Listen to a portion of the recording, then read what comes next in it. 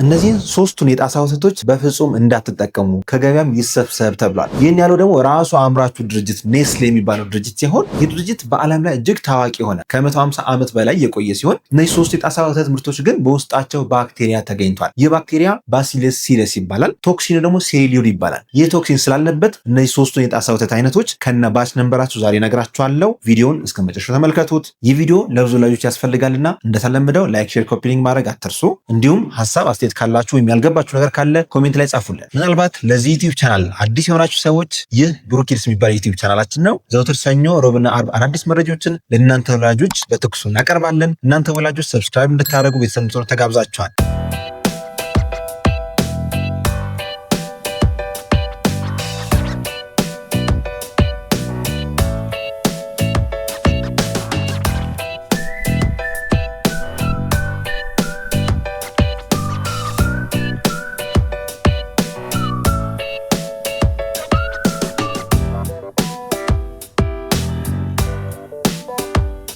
እንግዲህ በመግቢያ ላይ እንደነገርኳችሁ ይህ ቶክሲን አዲስ የተገኘው ሴሪሊዮን የሚባል ቶክሲን የሚያመርተው ባክቴሪያ ባሲለስ ሲለስ ይባላል። ይህ ባክቴሪያ በጣም ታዋቂ ነው። የምግብ ፖይዝኒንግ ወይም ፉድ ፖይዝኒንግ በማምጣት የታወቀ ባክቴሪያ ነው። ይህ ባክቴሪያ ደግሞ በእነዚህ ፎርሙላ ወተቶች ውስጥ ተገኝቷል እና እነዚህ ፎርሙላ ወተቶች እያንዳንዱ ይሰብሰብልኝ ብሏል። አምራቹ ድርጅት ኔስሌ ይባላል። ኔስሌ የሚባለው የወተት አምራች ድርጅት ከ150 ዓመት በላይ ገበያ ላይ የቆየ ነው። ዋና መቀመጫው ስዊዘርላንድ ሲሆን በጣም ታዋቂ ነው። በዓለም ላይ በጣም ብዙ ምርቶች አሉት። ከወተት በተጨማሪ የሻይ፣ የቡና፣ ሌሎች ፋክተሪዎች በጣም ግዙፍ የሆኑ ኢንዱስትሪዎች ያሉት ሲሆን ግን ብዙ ትችት እየቀረበበት ይገኛል። በተለይ በኒዶ ምርቱና በሴሪላክ ምርቱ ብዙ ትችቶች አሉት። ይህ ምንድን ነው? ወደ ታዳጊ ሀገራት በተለይ ወደ አፍሪካ፣ ወደ ኤዥያን ካንትሪ የሚልካቸው ምርቶች ከፍተኛ ስኳር አለባቸው ይባላል። ሆኖም ግን በአሁኑ ያመነው ራሱ ድርጅቱ ያመነው ግን የስኳሩ ነገር ሳይሆን ባክቴሪያና የባክቴሪያ ቶክሲን ስለተገኘ እንዳትጠቀሟቸው ይሰብሰቡልኝ ብሏል። እነዚህ ወተት አይነቶችን ከነብራንዳቸው እንዲሁም ደግሞ ከነባች ነንበራቸው መጨረሻ ይነግራችኋለሁ። ቪዲዮን እስከ መጨረሻ ተከታተሉ።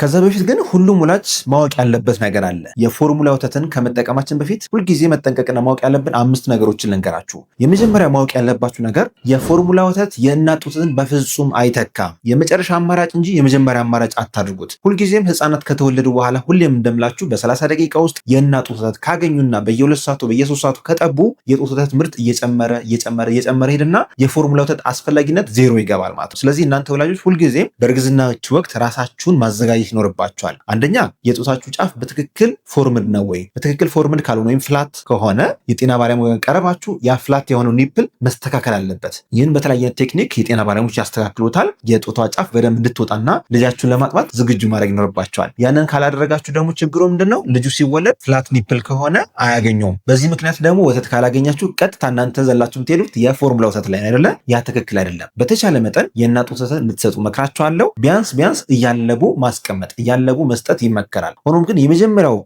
ስቴፕ የአእምሮ ዝግጁነትና አካላዊ ዝግጁነት ይፈልጋል። ስለዚህ በእርግዝና ወቅት ጡት ለማጥባት ሬዲ መሆን አለባት አንድ እናት። ከወለደችም በኋላ አእምሯ ሬዲ ሆኖ ተረጋግታ ልጄን ጡት አጠባለሁ፣ በተፈጥሯዊ መንገድ አሳድጋለሁ ብላ ማሰብ መቻል አለባት። ይህ ሁሉም ወላጅ ማድረግ ያለበት ሁሉም እናት ማድረግ ያለበት ነገር ነው። ሁለተኛው ጥንቃቄ ማድረግ ያለባችሁ ነገር ደግሞ ግዴታ መጠቀም ካለባችሁ 3 ነገር ቼክ ታደርጋላችሁ። አንደኛ ባች ነምበር፣ ሁለተኛ ባርኮድ፣ ሶስተኛ ኤክስፓየር ዴቱ። እነዚህን ጉግል አድርጋችሁ መቼ እንደተመረተ መቼ ኤክስፓየር እንደሚያደርግ የምርቱ ትክክለኝነትን ከድርጅቱ ትክክል መውጣቱን ባች ነምበሩን ጨምሮ ቼክ ማድረግ አለባችሁ። ያ ባች ነምበር ለምሳሌ አሁን ዛሬ የምነግራችሁ የፎርሙላ አይነቶች ከነብራንዳቸው የተከለከሉት ብራንዱ ብቻ ሳይሆን ባች ነምበር ቁጥር አለው። እነዛ ባች ነምበሮች እዛ ላይ ከተጠቀሱ ያ ወተት በፍጹም መጠቀም የለባችሁ ማለት ነው። ስለዚህ ባች ነምበሩንም ባርኮዱንም ኤክስፓየር ዴቱንም በደንብ ማወቅ መለየት ያስፈልጋል። እናንተ ደግሞ የሚከብዳችሁ ከሆነ ደግሞ ፋርማሲስቶችን አማክራችሁ ትክክለኛው ምርት መጠቀም ይኖርባቸዋል። ከዚህ በፊት ሪኮል ያጋጠማቸው ወይም ደግሞ የተሰበሰቡ ምርቶች ከሆኑ እነሱም በፍጹም መጠቀም የለባችሁ። ክፍት የስራ ቦታ ለካሽርና እንግዳ ተቀባይ ባለሙያዎች።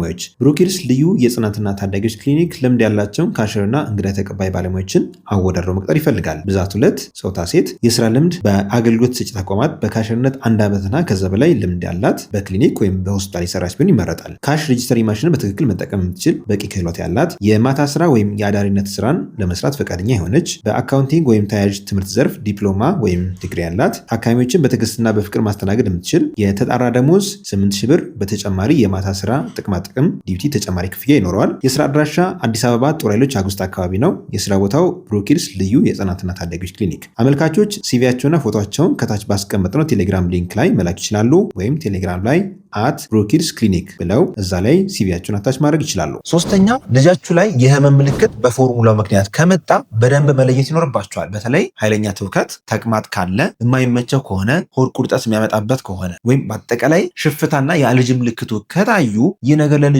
አይሆንም ማለት ነው። አንዳንድ ህጻናት ቀለል ያለ አለርጂ ምልክት ያሳዩ፣ ዝም ብሎ ቅርሻት ማብዛት ሊሆን ይችላል፣ ማልቀስ ሊሆን ይችላል። አንዳንዶች ደግሞ ከፍተኛ ቁርጠት፣ ተቅማጥ፣ ትውከት ያስከስታል። እነዚህ ምልክቶች ከታዩ ግዴታ ሐኪም ጋር ቀርባችሁ ማሳየት ማስመርመር ተገቢ ነው። የፎርሙላ ወተቱ አለርጂ ነው ወይስ ደግሞ የባክቴሪያ ኢንፌክሽን ነው ወይስ ሌላ ነገር ነው የሚለው ነገር መለየት ይኖርባቸዋል። አራተኛው መጠንቀቅ ያለባችሁ ነገር ደግሞ ዝግጅቱን በተመለከተ ነው። አብዛኞቹ የጣሳ ወተት ምርቶች 30 ኤምኤል ውሃ ወይም 1 ኦዝ የሚለውን በአንድ ስኩፕ ወይም በአንድ ማንኪያ እንዲበጠበጥ ያደርጋሉ። ይህንን ሚክስቸር ወይም ይህንን ዝግጅት ደግሞ እዛው ፓኬቱ ላይ ማንበብ ይኖርባቸዋል። አዘገጃጀቱን በደንብ ቼክ ማድረግ ይኖርባቸዋል። በጣም ዳይሉት ካረጋችሁት ልጁ የሚያገኘው ውሃ ነው። በጣም ለምሳሌ ውሃው ከበዛ ውሃ ብቻ ይሆናል፣ ወይም ደግሞ ዱቄቱ ከበዛ ተቅማጥም ትውከት ሊያስከስት ይችላል እና ትክክለኛውን ልኬቱንና አዘገጃጀቱን እዛው ፓኬቱ ላይ አንብባችሁ መረዳት ይኖርባችኋል። የሚከብዳችሁ ከሆነ ደግሞ ፋርማሲስት ጋር ሄዳችሁ መጠየቅ ይኖርባችኋል ማለት ነው። አምስተኛም ነግራችሁ ጥንቃቄ ደግሞ አንዴ የተከፈተ የጣሳ ወተት ወይም ፓኬቱ ከተከፈተ ሪኮሜንዴሽን ብዙ ጊዜ 1 ወር ነው መጠቀም የምትችሉት። ከ1 ወር ላይ መጠቀም ብዙ አይመከርም። ከ1 ወር በላይ ከቆየ በባክቴሪያ ፖይዝን የመሆን እድል አለው። ስለዚህ አንዴ ከተከፈተ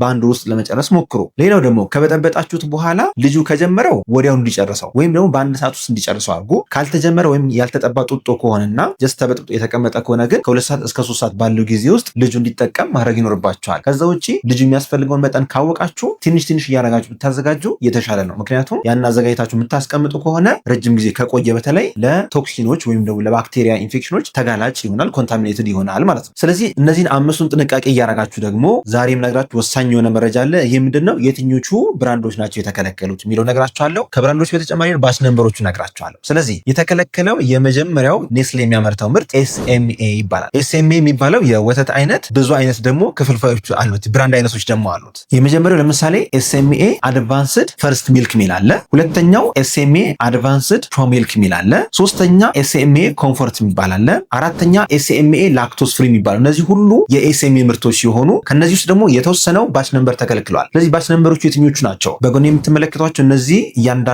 ባች ነምበሮች ከእያንዳንዳቸው ምርት ጋር ተያይዞ አቀርብላችኋለሁ። ይህን ተመልከቱ። ለምሳሌ ይሄ የመጀመሪያው ኤስኤምኤ አድቫንስድ ፈርስት ሚልክ የሚባለው ነው። ይሄኛው ደግሞ ኤስኤምኤ አድቫንስድ ፎሎ አፕ ሚልክ የሚባለው ነው። ይሄኛው ደግሞ ኤስኤምኤ አንቲ ሪፍሌክስ የሚባለው ነው የተከለከለው። እነዚህ ባች ነምበሮች በሙሉ የተከለከሉ ናቸው ማለት ነው። ይሄኛው ደግሞ ኤስኤምኤ አልፋሚኖ የሚባለው ነው የተከለከለው ነው። ይሄኛው ኤስኤምኤ ላክቶስ ፍሪ።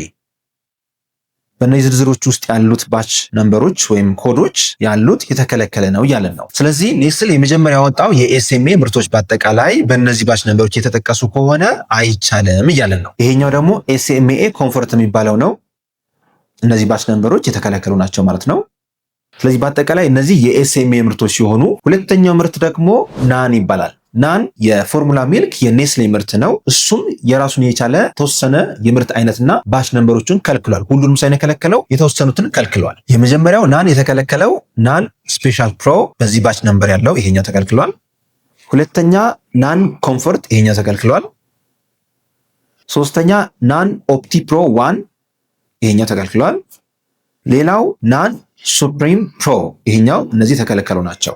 እነዚህ የናን ብራንዶች ሁሉም ግን ያመረተው ኔስል ነው። ሶስተኛው ምርት የኔስሌ ምርት የተከለከለው ደግሞ ኤስ26 123 ብሎ ነው ያስቀመጠው። ኤስ26 በርግጥ ብዙ ባች ነምበር አለው። ይሄኛው ኤስ26 123 የሚለው ይሄኛው የተከለከለ ነው። እነዚህን የወተት አይነቶች ራሱ ኔስሌ ላቦራቶሪ ላይ ግኝት ባደረገው መሰረት ከልክሏቸዋል። በርግጥ ከራሱ ከድርጅቱ መምጣቱ ትልቅ ነገር ነው። ሆኖም ግን ቴስት የተደረገው ኖቬምበር ውስጥ ሲሆን የተከለከለው ግን ጃንዋሪ 5 አካባቢ ነው። ጋፕ አለ ማለት ነው። መሀል ላይ የተወሰኑ ልጆች ሊጎዱ ይችላሉ። ይሄ በጣም ትክክል ያልሆነ ነገር ነውና ወላጆች በተቻለ መጠን አሁን ዘወትር የምነግራችሁ ነገር የጣሳ ወተትን እንደ መጀመሪያ አማራጭ አታርጉት። ቤስት የሚባሉት በተቻለ መጠን የእናት ወተትና ተፈጥሯዊ ምግቦች ላይ ብቻ ፎከስ ብታደርጉ እመክራችኋለሁ። ለዛሬ ያቀረብኩላችሁ መረጃ ይህን ይመስላል። መረጃውን ከወዳችሁት ላይክ አድርጉ። ሀሳብ አስተያየት ካላችሁ ከታች ኮሜንት ላይ ያስፍሩልን። ምናልባት እናንተ የምታውቋቸው የተከለከሉ ባች ነምበሮችም ካሉ ከታች ኮሜንት ላይ እንድታሰፉና ለሌሎች ወላጆችም ትምህርት እንዲሆኑ እጋብዛችኋለሁ። ዶክተር ፋሲል ነኝ፣ የህፃናት ስፔሻሊስት ሐኪም ከብሩክ ኪድስ ልዩ የህፃናትና ታዳጊዎች ክሊኒክ። መልካም ጊዜ